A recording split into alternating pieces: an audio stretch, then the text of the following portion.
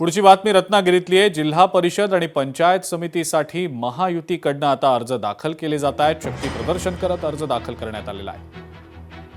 आमदार किरण सामंत यांच्या उपस्थितीमध्ये अर्ज दाखल होत आहे। अकोल्यामध्ये भाजपला सत्तेपासून दूर ठेवण्याचे प्रयत्न होत आहेत आणि याचाच एक भाग म्हणून काँग्रेसचे आमदार साजिद खान पठाण यांनी प्रकाश आंबेडकर यांची भेट घेतलेली आहे। उद्या सकाळी 11 वाजेपर्यंत इथलं चित्र स्पष्ट होईल असं वक्तव्य साजिद खान पठाण यांच्या भेटीनंतर प्रकाश आंबेडकरांनी केलेलं आहे। अकोला महानगरपालिका पर जो सत्ता स्थापित करना उसको लेके हम सभी पक्ष साथ में थे। राष्ट्रवादी तुतारी शरद पवार साहब की, शिवसेना उद्धव जी ठाकरे साहब की और कांग्रेस पार्टी, और हम सब लोग मिले और जो अपक्ष उम्मीदवार थे हमारे वो भी बाड़ा साहब से मिले। बाड़ा साहब का आशीर्वाद मिल चुका हुआ है। अब बाड़ा साहब के हाथ में तय है। बाड़ा साहब आज बैठ के पूरा सेटिंग करेंगे और कल 11 बजे हम लोग घोषणा करेंगे हम क्या करने जा रहे हैं। महापौर पद के लिए बाड़ा साहब तय करेंगे किसको क्या करना है। भारतीय जनता पक्षाच्या विरोधाच्या आघाडीबरोबर आपल्याला जायचं आहे हा विश्वास एकमेकाला दिला तर पुढची चर्चा होऊ शकते। म्हणून आज नो बातमी, गोड बातमी असेल किंवा कडवट बातमी असेल ती उद्या 11 वाजता मी आपल्या सगळ्यांना सांगतो।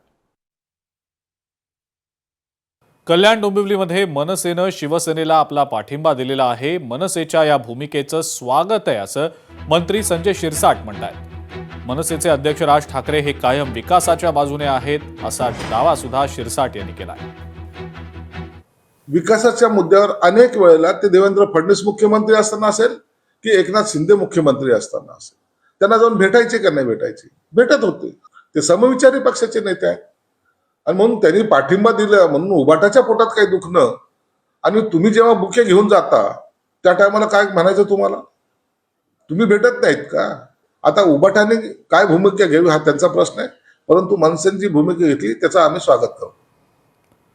ठाकरेंचे केडीएमसी मधील 4 नगरसेवक डांबून ठेवण्यात आले असा आरोप अल्पेश भोईर यांनी केलेला आहे। अल्पेश भोईर हे कल्याणचे ठाकरे सेनेचे जिल्हा प्रमुख आहेत। आमचे नगरसेवक परत द्या अशी अल्पेश भोईर यांनी राजू पाटलांकडे मागणी केलेली आहे।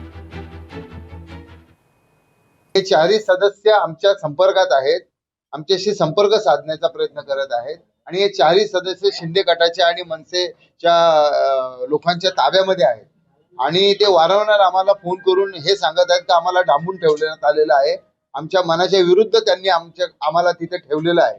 आमच्या कुठल्याच पद्धतीची इच्छा नाहीये शिंदे गटाबरोबर किंवा मनसे सोबत ते जे काही अलायन्स करतात अशा पद्धतीचं कुठल्या पद्धतीचं अलायन्स करण्याची।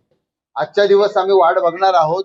आज जर त्यांनी त्यांची भूमिका स्पष्ट केली नाही किंवा आमच्या नगरसेवकांना प्रसार माध्यमांच्या समोर आणलं नाही तर आम्ही additional SP, additional CP, DSP, ACP आणि स्थानिक पोलीस स्टेशनला आमच्या नगरसेवकांच्या मिसिंगची कंप्लेंट दाखल करणार आहोत। केडीएमसी मधील राजकीय समीकरणं बदलण्यामागची रणनीती ही मुंबईतूनच रचली गेल्याचं आता समोर येत आहे। केडीएमसीत शिवसेनेला मनसेच्या पाठिंब्याचा जो निर्णय झाला तो शिवतीर्थावरच झालेला होता अशी माहिती मिळते। केडीएमसीतील राजकीय समीकरणं शिवतीर्थवरनं बदलल्याची माहिती समोर येते। राजू पाटलांसह मुंबईतल्या नेत्यांवर नगरसेवकांची मनं वळवण्याची जबाबदारी होती। यासाठी मनसेच्या मुंबईतल्या नेत्यांनी या नगरसेवकांची भेट देखील घेतली होती अशी इनसाइड स्टोरी आता समोर येते। उद्धव ठाकरे आता या संदर्भात काय नेमकी भूमिका घेणार याकडे सगळ्यांचं लक्ष असेल।